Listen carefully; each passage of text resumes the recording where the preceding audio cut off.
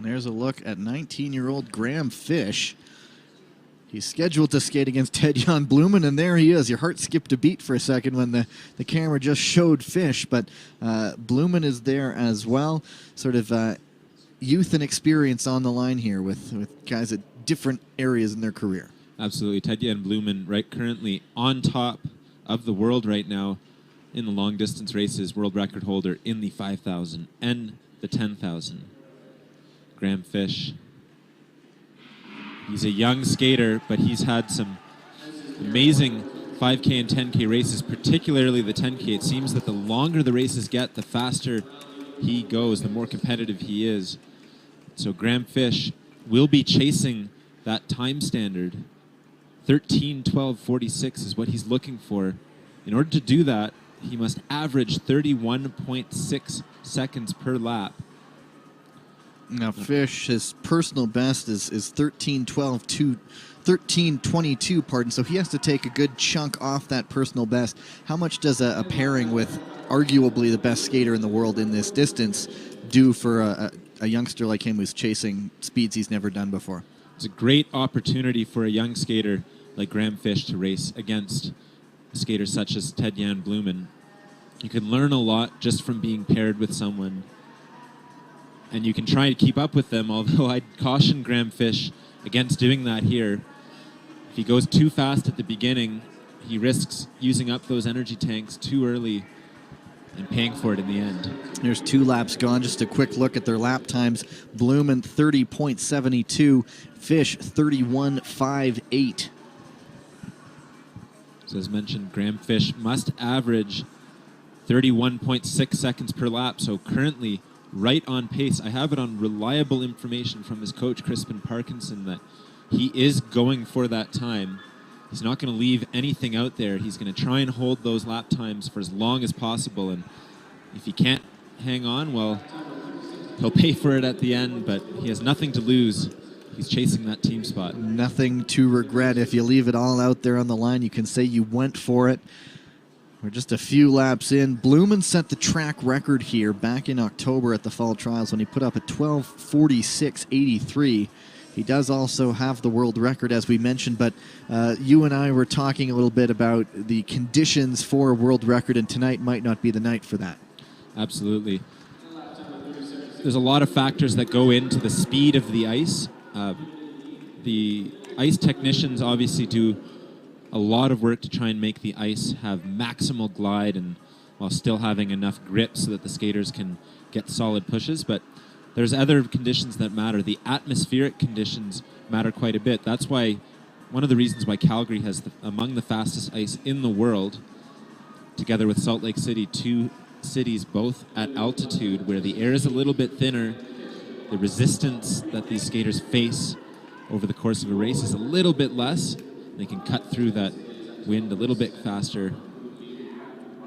Now, not only does the altitude matter, but the atmospheric pressure matters as well. So you know that number that everyone always ignores when you look at the weather report.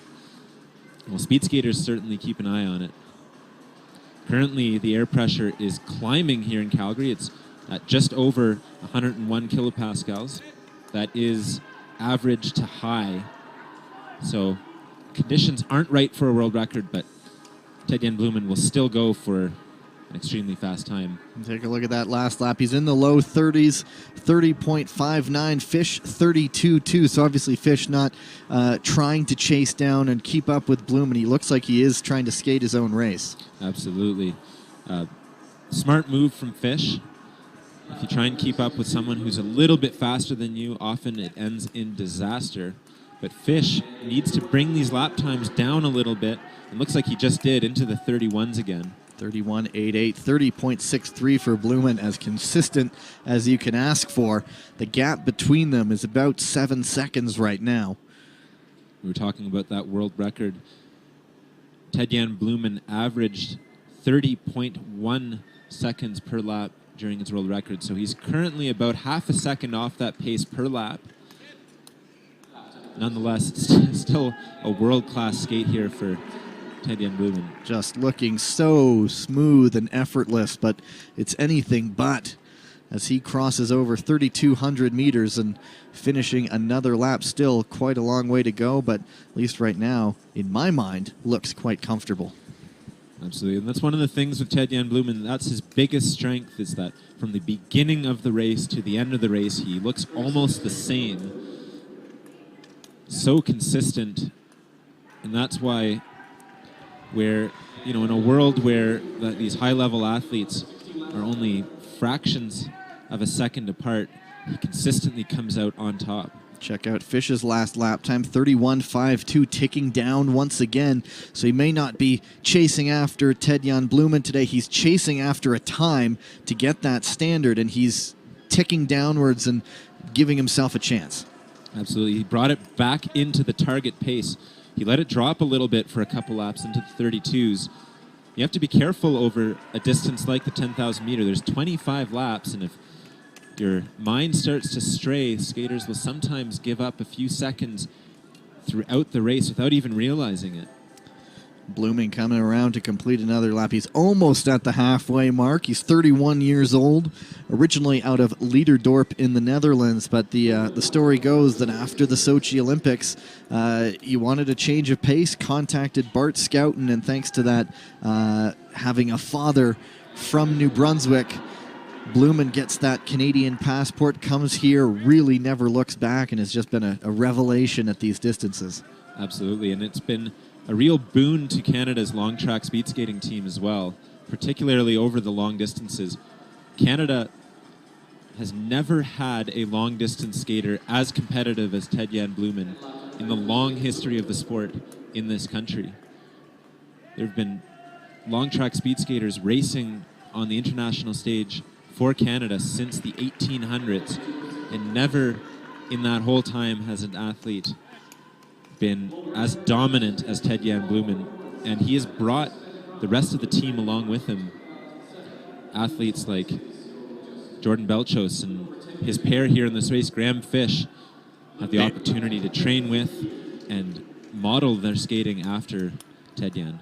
Barely a change in his overall lap time, lap over lap. That one dips into the 30.68, but when you're changing just fractions of a second, it's a testament, I guess, to how consistent you are.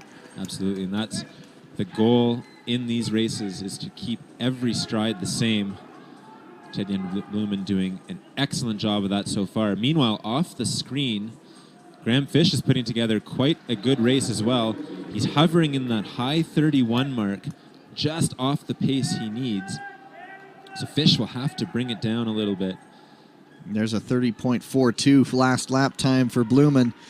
Fish still going to come to the line, 31.85, so he's ticked that little bit downward again.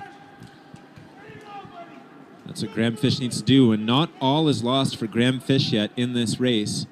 He needs to average 31.6 seconds a lap, but the 10,000 meter is such a long distance. Skaters will often find a second wind about halfway through, and for a span of 4 to 5 laps can sometimes really pick it up and drop those lap times. How much you see the coaches showing the lap boards. If there's a point where they have to say Fish, you got to pick it up. He'll see that lap board, how aware of it will be, and how difficult will it be to sort of contact the engine and say, I got to go faster when you have a couple kilometers still to go. He'll have made a plan with his coach, and he'll know the target lap time. And so if he's sitting just above that time, his coach will be yelling at him, bring it down and bring it down. Sometimes there is a physical limit. And these skaters, while they race these races, they learn to feel their bodies and to know where that limit is. And in a long-distance race like this, which is so aerobically based, the skater's red line, sometimes you don't recover from that. So they basically hover just above it. Check that out. Back into the 30.3s. Bloemen going faster with every lap, it seems now. He's negative splitting. This might be a deliberate strategy for him in this race. Start a little bit slower and then start to bring it down. We'll see if he's going to try and carry this through the rest of the race. Bloemen coming around to complete another lap. This is actually Graham double checking. It is Bloemen, pardon me. That lap time 30.32. It's essentially cut and paste lap over lap. The only thing changing is what lane he's in. So amazing. Ted-Jan Bloemen looking so smooth down that backstretch. He is an expert at that weight transfer motion that speed skaters rely on in order to skate efficiently. If you watch as he pushes, the second his foot hits the ground, it's already beginning a push, but his entire body is transferring his weight from side to side. Dips back into the 30.49. Fish back into the 32s. He's 32.21 now. Bloemen catching up to Fish to lap him just about. Still a ways to go. We'll see if that happens. But Bloemen, I'm sure not worried at all about that. He's on his own race right now. Absolutely. But Ted-Jan Bloemen being able to see Graham Fish ahead of him in this race will be a little mental boost. It's always helpful to chase someone or something.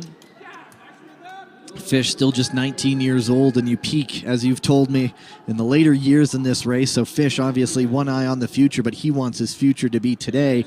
He's still got some work to do to get his times down on the lap. Absolutely. The race is starting to get to the point where that time is near impossible for him to reach unless he really gets going these next few laps, and he's dropped a little bit of time.